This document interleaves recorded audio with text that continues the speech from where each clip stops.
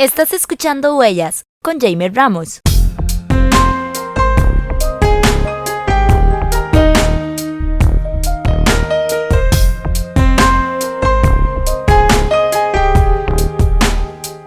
Bienvenidos a su espacio Huellas. Como hemos venido anunciando, hoy vamos a hablar acerca del pensamiento histórico a partir de una visión crítica, didáctica, entendido como uno de los elementos que se centran en la disputa ideológica, cultural, política, dentro de lo que es la enseñanza de la historia y, en nuestro caso, en nuestro contexto, de los estudios sociales. Para ello, como siempre, contamos con una persona especialista en el tema. Anthony Santisteban Fernández, bienvenido a Huellas. Muchas gracias.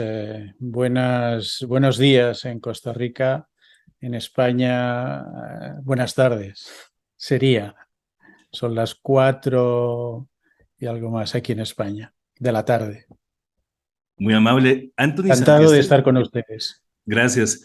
Anthony Santisteban Fernández es profesor catedrático de la Universidad Autónoma de Barcelona, es doctor en didáctica de las ciencias sociales por esta casa de enseñanza, donde también es director del Departamento de Didáctica de la Lengua, la Literatura y de las Ciencias Sociales. Ha publicado muchísimos libros y más de 200 artículos en relación con temas que tienen que ver con la didáctica de la historia, el pensamiento histórico, la ciudadanía crítica y democrática. También ha participado en comités de revistas científicas, tanto a nivel de España como a nivel iberoamericano, a nivel internacional y en agencias de calidad universitaria.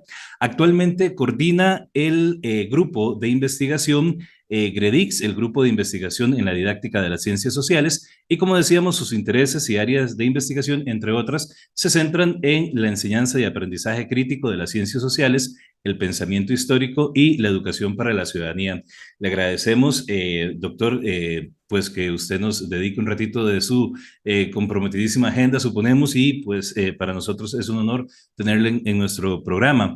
Doctor Santisteban, para iniciar, me gustaría preguntarle, como a modo de marco referencial, sobre qué es y cómo ha evolucionado el concepto del pensamiento histórico. Bien, durante mucho tiempo se pensó que los niños y niñas no podían acceder al aprendizaje de la historia, fundamentalmente porque se comprendieron mal algunos estudios que se habían realizado desde la psicología o desde la psicofísica, fundamentalmente los estudios de Piaget. Esa mala comprensión de estos estudios, que en realidad no decían que los niños y niñas no pudieran comprender la historia, sino lo que él demostró fue que algunas habilidades pues, eran dificultosas y complejas.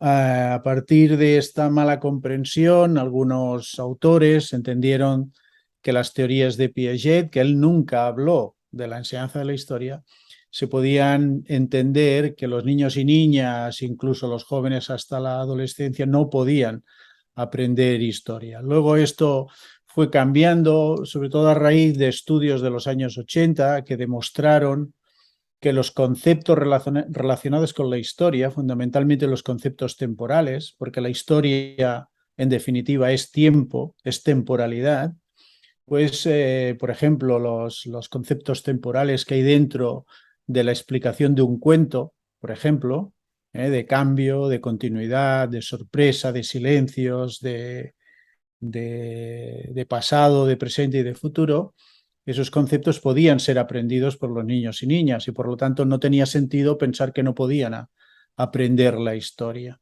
Y aquí hay un cambio muy importante y entonces se introduce en el aprendizaje de la historia el concepto de tiempo histórico y cómo es tan importante que los niños y niñas adquieran un lenguaje temporal.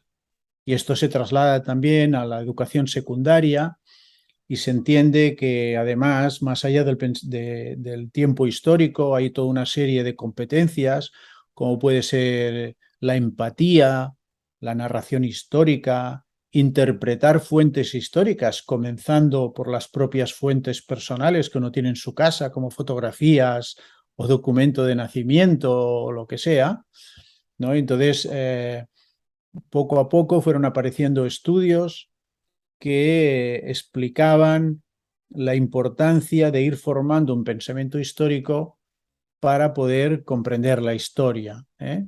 Y que tan importante era pues entender el tiempo histórico o formar esas habilidades de pensamiento histórico, como adquirir toda una serie de fechas, nombres, etcétera, que es lo que llamamos este aprendizaje tradicional de la historia, que no deja de ser importante, pero que no es lo más importante actualmente se considera en el aprendizaje de la historia.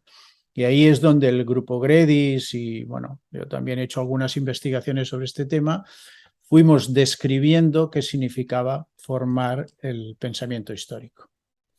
Con respecto a eso, me gustaría preguntarle, pues exactamente ustedes hablan del el establecimiento y es que le pregunto esto con especial interés porque en nuestro programa de estudios de secundaria, de estudios sociales, digamos el equivalente a la enseñanza de las ciencias sociales, de la historia y la geografía en Costa Rica, precisamente muchas de sus investigaciones son marco referencial y ustedes apuntaban y usted señalaba en uno de sus artículos, bueno, en varios de sus artículos, precisamente la elaboración de un marco conceptual o de un esquema conceptual que integra un conjunto de competencias y habilidades. Entonces, yo le quería preguntar, tal vez que nos describa un poquito cómo se correlacionan, cómo interactúan este conjunto de habilidades y de competencias en la formación, es decir, cómo se forma el pensamiento histórico a partir del esquema que ustedes plantean. Sí, bueno, este esquema parte de una premisa que es una premisa muy importante y es que en una clase de historia los alumnos y alumnas tienen que hacer historia. Esto es una premisa que parece muy obvia, pero que no lo es mucho. Es decir, cuando un profesor o una profesora explica historia y los alumnos y alumnas toman notas, eso no es hacer historia, eso es escuchar historia.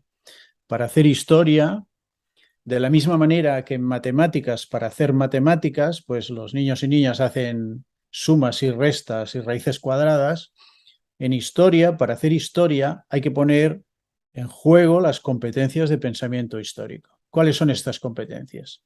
En primer lugar, igual que un historiador se enfrenta en su primer contacto con un problema histórico, son las fuentes. Si nosotros encontramos, por ejemplo, pues vamos a buscar la maleta del abuelo y abrimos la maleta del abuelo y ahí aparecen las fuentes históricas de la vida de nuestro abuelo o de nuestra abuela.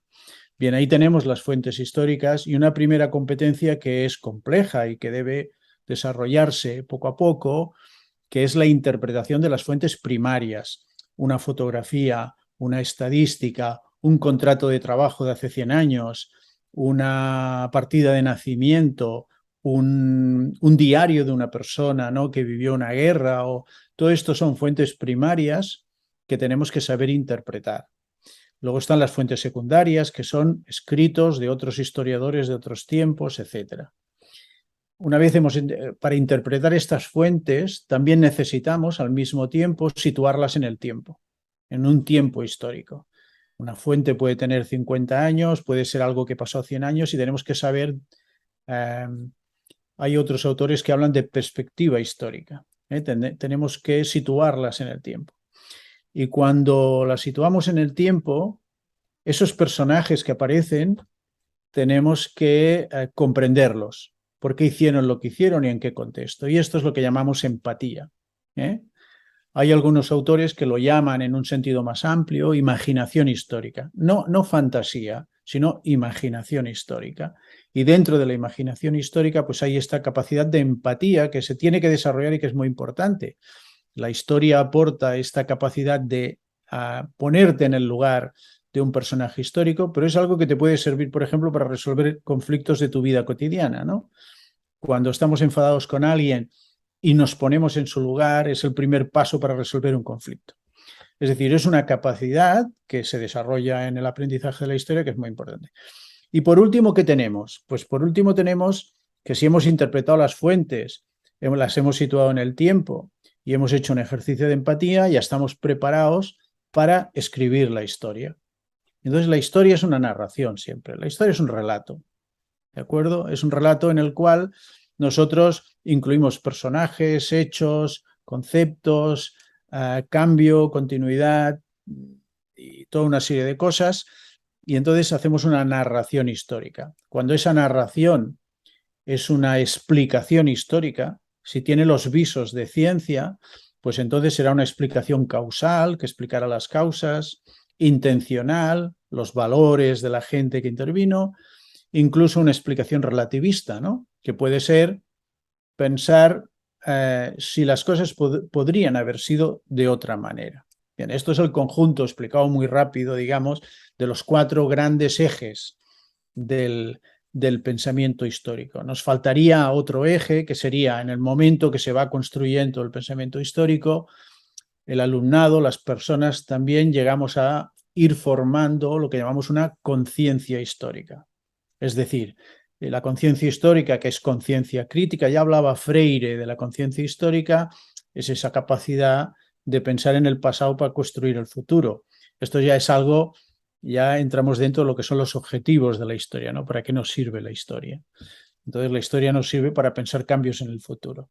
Entonces, necesitamos el pensamiento histórico también para esa construcción superior que sería la conciencia histórica. Es muy importante eso porque nos sitúa y nos relaciona directamente con, por ejemplo, las metodologías o las diferentes didácticas que se utilizan para el proceso de enseñanza y aprendizaje de la historia, como por ejemplo en nuestro contexto del aprendizaje basado en problemas y este elemento de la problematización de los saberes, de la problematización de la historia, es decir, de la presentación de los diferentes contenidos y saberes de la historia a partir de problemas que tienen que ver con el contexto de las personas estudiantes.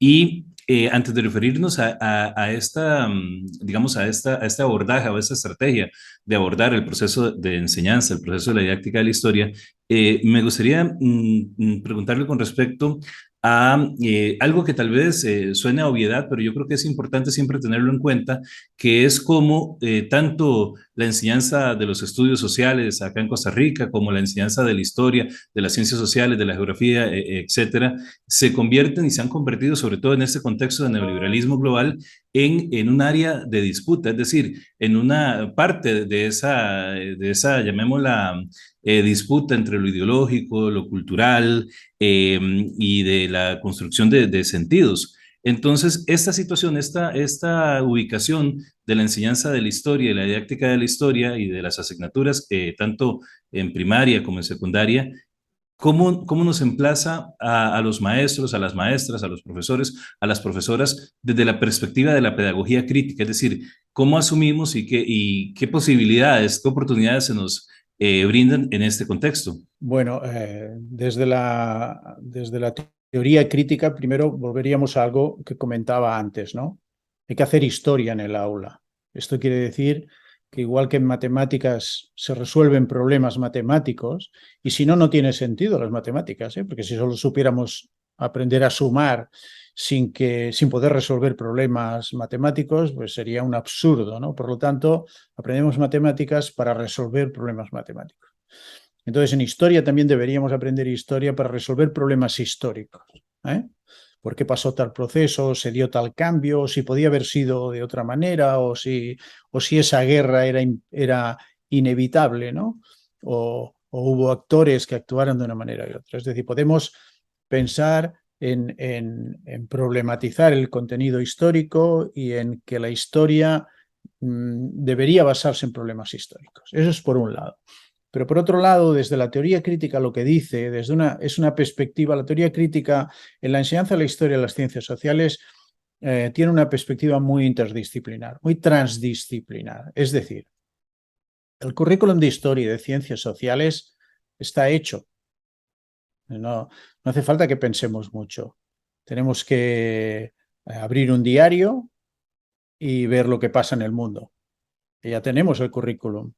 La guerra, la pobreza, el hambre, la falta de derechos humanos, el aumento de refugiados y refugiadas, las migraciones, la desigualdad, los derechos internacionales, los organismos internacionales, tantas cosas que pasan en el mundo y que requieren ser los contenidos fundamentales, la columna vertebral de cualquier currículum de historia y ciencias sociales. Eso es lo que dice la teoría crítica.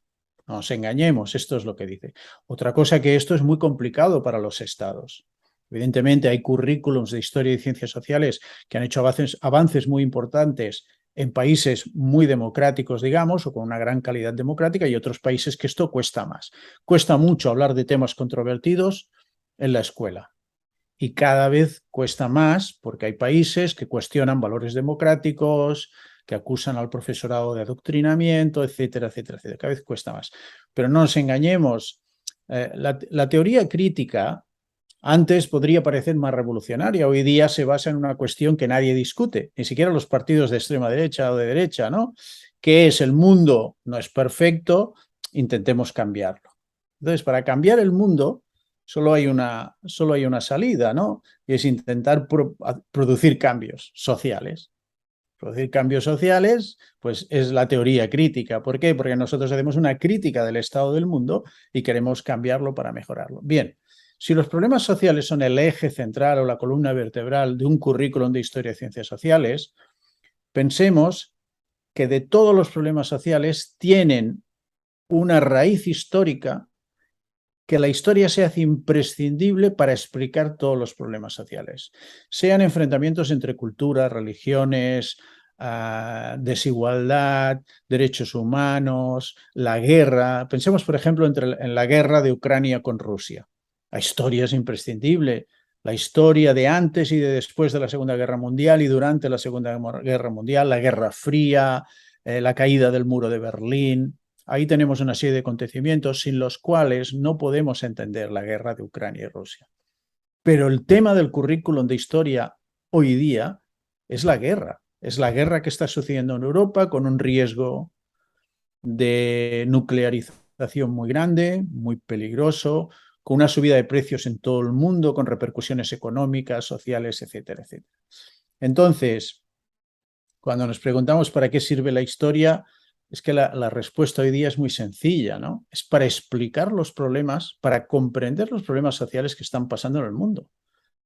Eso que llaman los franceses también cuestiones socialmente vivas, es decir, cuestiones que están ahí, muchas han explotado, como puede ser la guerra, pero hay cuestiones latentes como los movimientos de población, los muros. Nosotros hemos trabajado muchísimo este tema de los muros en el mundo, que es un tema latente que se refiere a la desigualdad, a los derechos humanos y a los valores en el mundo, ¿no? Entonces, fíjense ustedes lo importante que es la historia para explicar todos estos problemas. Pero esa validez, esa finalidad, esa gran utilidad de la historia será cuando el currículum esté basado en problemas sociales o problemas históricos, ¿eh?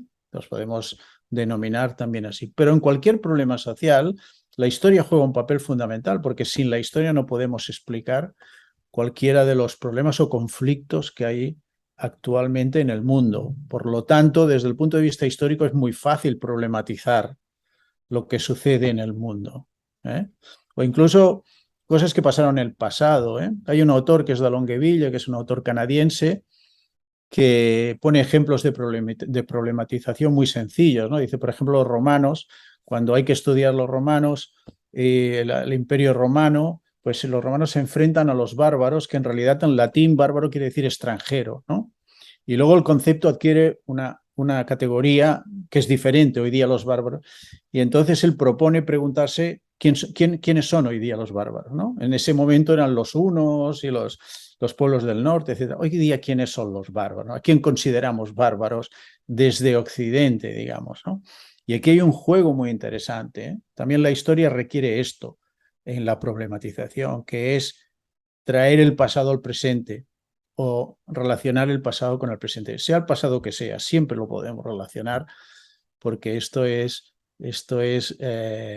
lo que llamamos conciencia histórica, ¿no? Saber que hay algo conceptualmente, por ejemplo, en el pasado que podemos traer al presente y para que sea de utilidad.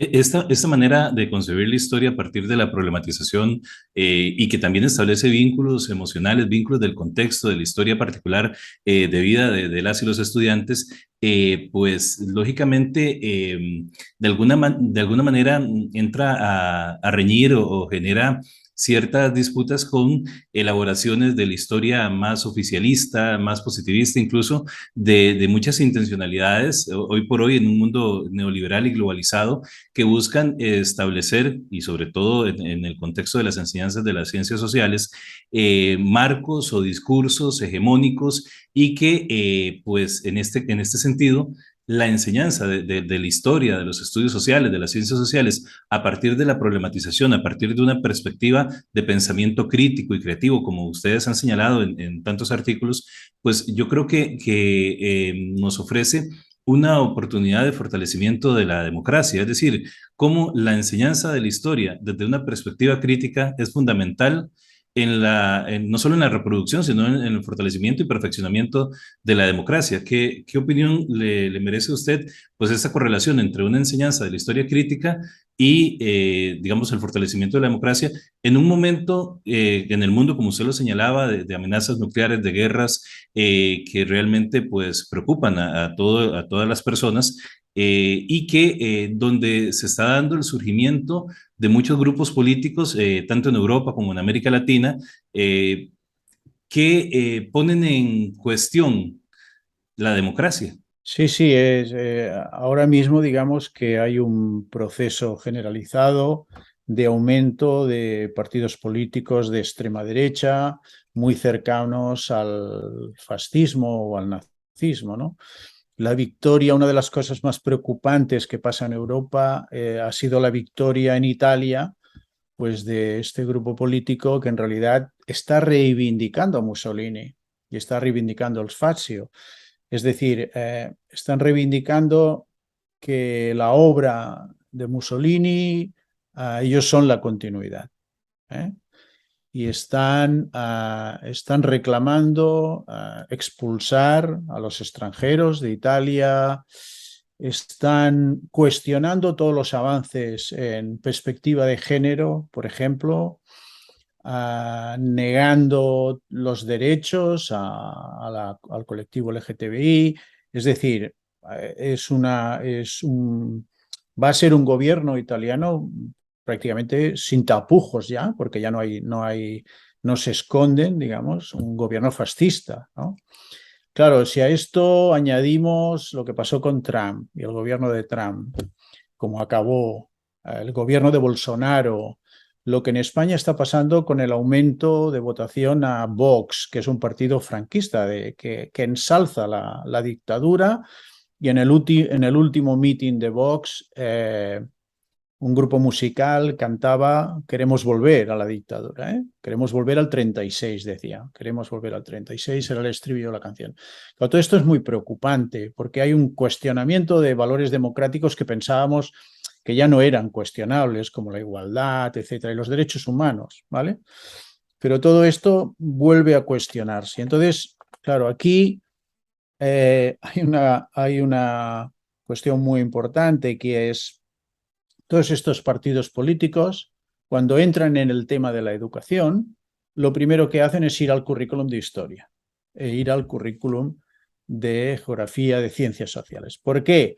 Porque es el currículum que pretenden manipular, cambiar, y es el currículum que ellos piensan que influye en la manera de pensar la sociedad de alguna manera, ¿no?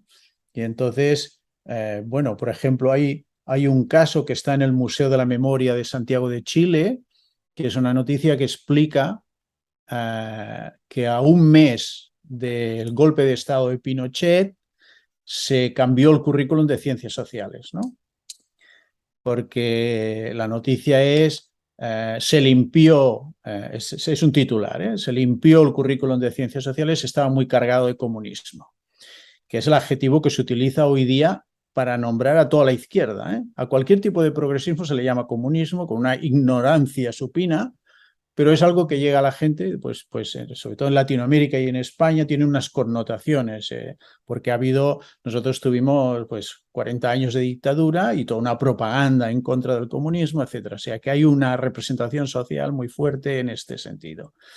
Entonces, todos estos movimientos y todo esto que está pasando también se traduce en una especie de persecución, ¿no?, de los profesores de ciencias sociales y de historia, que un poco nos están vigilando para ver esto de que digamos, vamos a trabajar a partir de temas controvertidos. Bueno, pues hay gente que esto no lo admite, ¿no? Incluso ha habido muchas acusaciones en Brasil, ha habido muchísimas acusaciones de adoctrinamiento.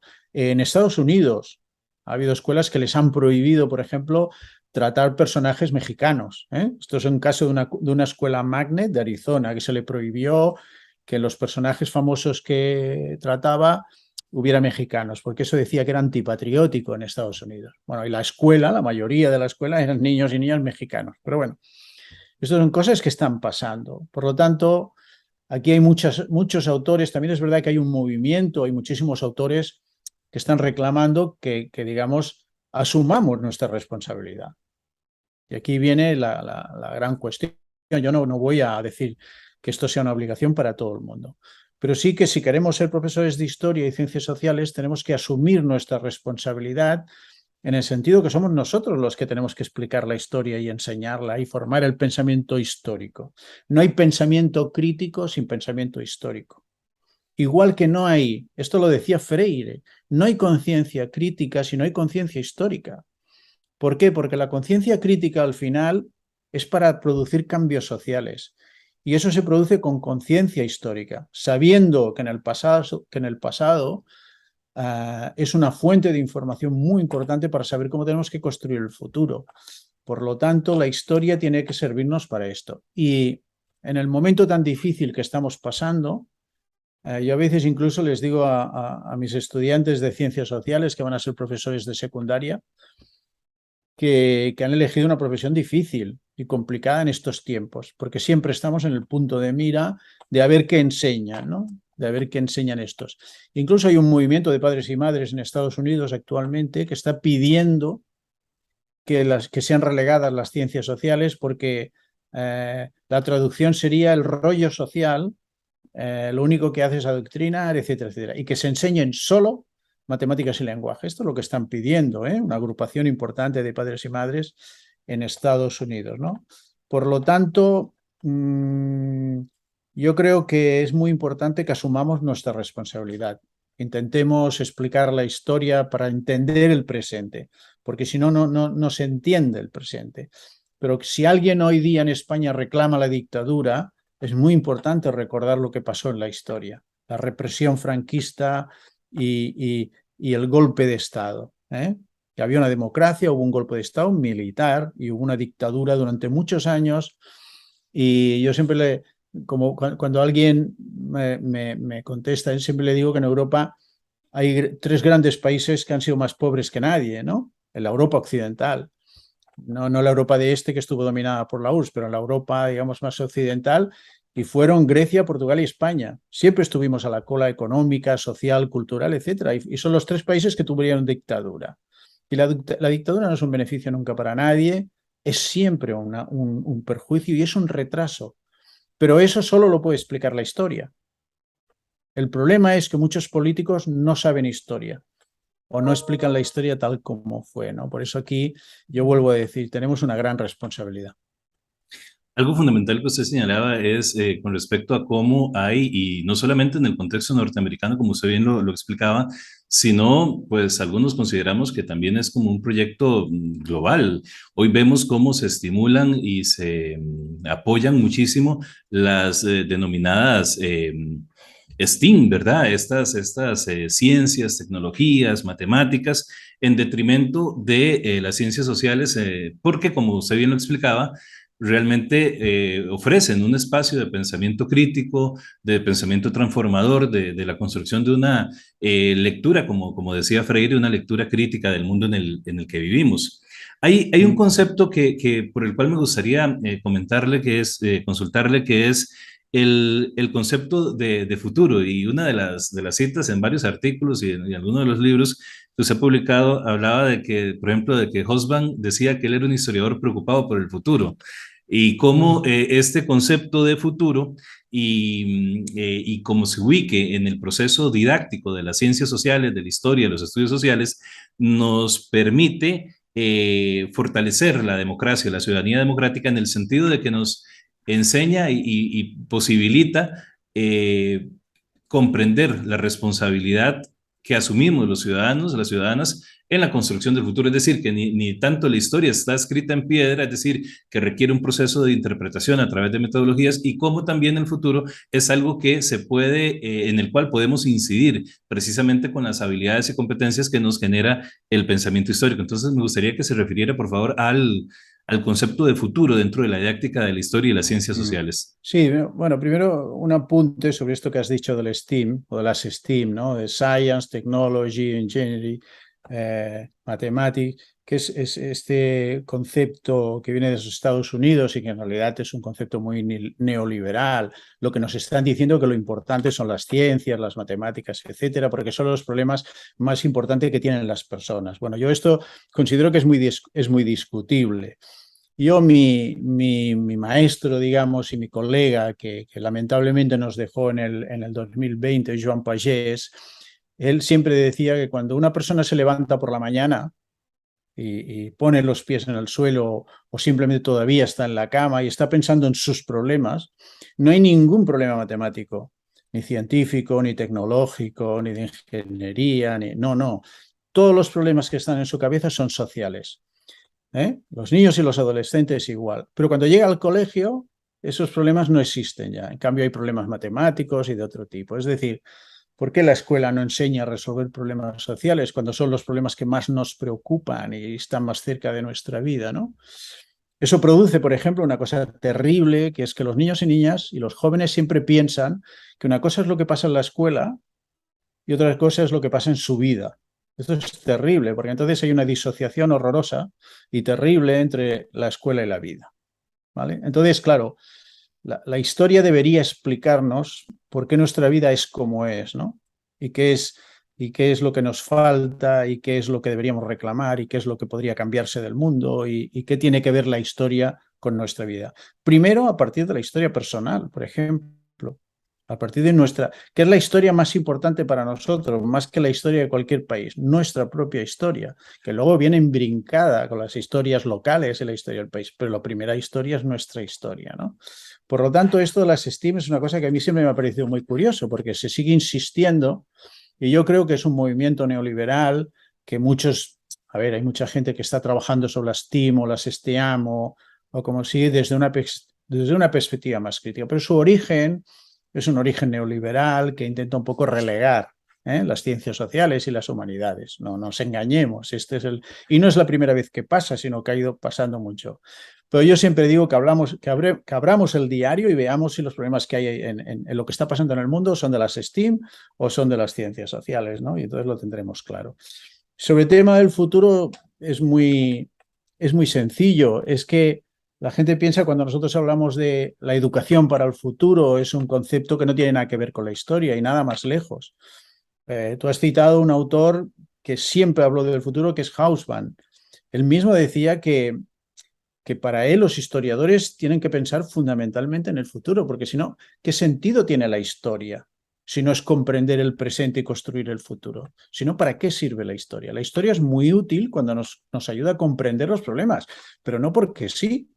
Nos ayuda a comprender los problemas del mundo para intentar resolverlos. Y eso quiere decir construir futuro.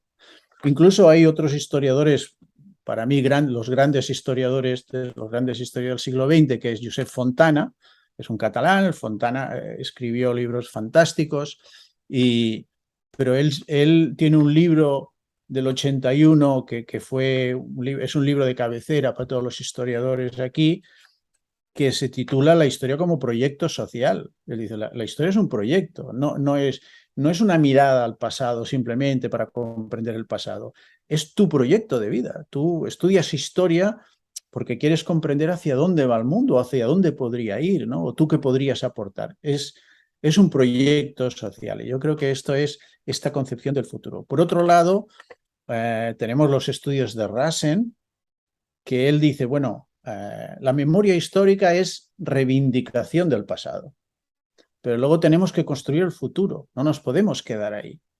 Entonces, esa relación que hay entre el pasado, el presente y el futuro, que es la conciencia histórica, entonces Rassen dice, la memoria histórica mira al pasado, la conciencia histórica mira al futuro. Y nosotros tenemos que luchar por enseñar una historia que ayude a formar el pensamiento histórico, pero con una intención, es formar la conciencia histórica en la ciudadanía, que relacione este pasado con el presente y con el futuro. Esta es la gran tarea de la historia, formar personas con conciencia histórica, que es una conciencia imprescindible para la conciencia crítica, porque si la conciencia crítica al final es intentar producir cambios sociales, eso quiere decir en el futuro, no en el presente. Si todo lo que hacemos lo hacemos para el futuro. O sea, no hay nada que hagamos para el pasado, porque el pasado está hecho. Estudiar, mejorar, imaginar, programar, planificar, todos son conceptos que están destinados al futuro. La propia educación no tiene sentido si no lo hacemos para el futuro, ¿no? Por lo tanto, esta idea de que la historia es un estudio del pasado es falsa. Yo siempre digo que hay que aprender el futuro. El pasado hay que aprenderlo, pero luego hay que aprender el futuro, ¿no? Incluso hay culturas, como la cultura mapuche, por ejemplo, que es muy interesante. Nosotros hemos dirigido alguna investigación que no hace diferencia entre el pasado, presente y futuro, ¿no? Con lo cual también dices, bueno, esto es otra manera de entender el tiempo histórico, ¿no? Y seguramente, pues de hecho, la temporalidad humana, lo que entendemos por tiempo humano, es un continuo. O sea, pasado, presente y futuro no paran nunca, digamos, es un continuo que forma parte de nuestra propia esencia como seres humanos, ¿no?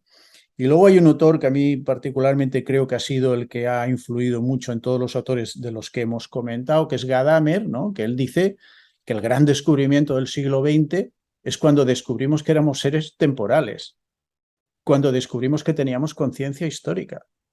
Es decir, que nuestro pasado influía en nuestro futuro. Y entonces esto es algo que a mí se me quedó muy grabado y que creo que es muy importante, ¿no? Por eso yo siempre intento explicar que estudiar historia tiene mucho que ver con eso que llamamos la educación para el futuro, porque es imprescindible, ¿no? para producir cambios sociales. Estudiar los cambios que hubieron en el pasado, ¿de qué nos sirve? Bueno, nos sirve para pensar, vale, podemos hacer cambios en el futuro, ¿no? Porque en el pasado se consiguieron cosas muy importantes, se pararon guerras, se consiguió paz, se produjeron cambios, la gente consiguió pues trabajar menos horas, un poco más de dignidad, derechos, que se escribieran los derechos humanos. Bueno, todo eso que se produjo en el pasado es lo que nos anima, ¿no? Y lo que nos da esperanzas a poder construir un futuro mejor. Por lo tanto, el concepto de futuro es fundamental en la enseñanza de la historia y las ciencias sociales. Bien, para finalizar, doctor Santiesteban, me gustaría consultarle acerca de las principales líneas de investigación del grupo GREDIX, el grupo de investigación en didáctica de las ciencias sociales.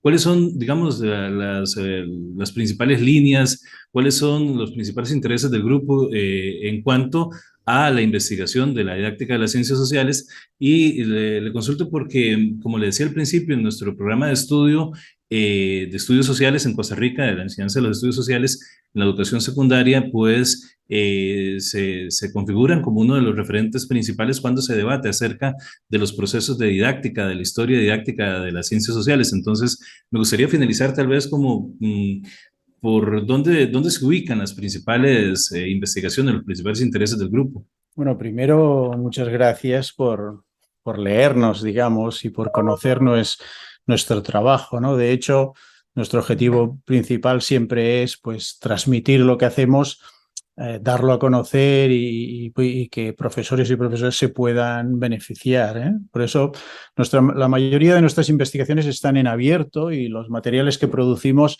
también están en el depósito digital de la UAB, al que se puede acceder y acceder a los materiales. Bueno, les agradezco mucho que utilicen estos materiales y estas investigaciones y que les sea de utilidad. Bien, las últimas investigaciones que estamos realizando, que además estamos trabajando con muchas universidades del Estado español y con una universidad de Portugal y una universidad de Inglaterra. Y también estamos intentando que en esta investigación participen maestros y maestras. Es una investigación que se sitúa en la educación primaria, porque nosotros hemos investigado bastante últimamente en educación secundaria y también mucho en formación del profesorado, pero ahora estamos intentando que diferentes ideas que hemos estado defendiendo si éramos capaces también de investigar en la educación primaria, que seguramente es el ciclo junto con la educación infantil más difícil, el lenguaje más difícil, el programar actividades lo más difícil, etc. Investigar también se hace difícil. Entonces hemos trasladado a la educación primaria nuestras principales preocupaciones de la investigación y de la docencia, que tienen que ver mucho con lo que está pasando en el mundo, ¿eh? ¿No? La primera cuestión que estamos recuperando e investigando es el tema de la educación para el futuro, precisamente. Ha salido un número de la revista Comunicar, precisamente, que hemos editado, sobre educación para el futuro. Es una línea de investigación y de docencia que que está teniendo muchísima repercusión. ¿Por qué? Porque se entiende que la democracia debe basarse en la capacidad de la ciudadanía de generar imágenes positivas del futuro. ¿Por qué? Porque yo siempre reto a las audiencias en las que hablo a que encuentren un libro, una novela, una serie de televisión, una película que hable bien del futuro. No, todas son imágenes negativas. Entonces, esta es la primera gran preocupación. La educación democrática entiende, y es así, que si no enseñamos a la juventud a construir imágenes positivas del futuro, bueno, pues los niños y niñas y la juventud entienden que el futuro va a ser una distopía, como las series de televisión, que todo es un desastre, etc. No tienen imágenes positivas del futuro y les cuesta mucho. Además, se vuelven muy deterministas desde el punto de vista histórico. Ellos piensan que la historia ya está, ya va a pasar algo, ¿no? Va a haber guerra o va a pasar algo malo, etc. Y no adquieren esas capacidades de pensar que ellos pueden cambiar el futuro y que el futuro será lo que nosotros queramos. Esta es la idea, ¿no?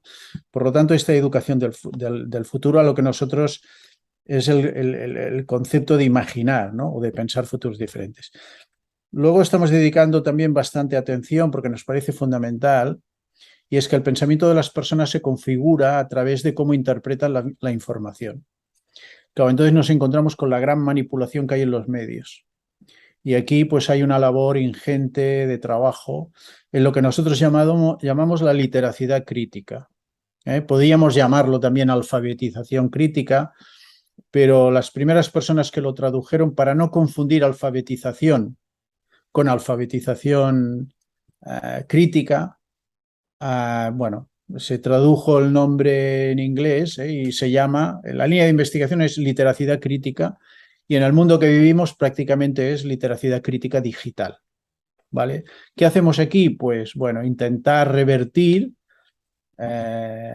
esa situación que se ha demostrado en un montón de investigaciones, y es que la mayoría de jóvenes no distinguen la verdad de la mentira cuando entran en las redes. Y además no lo averiguan, o sea, no comparan la información.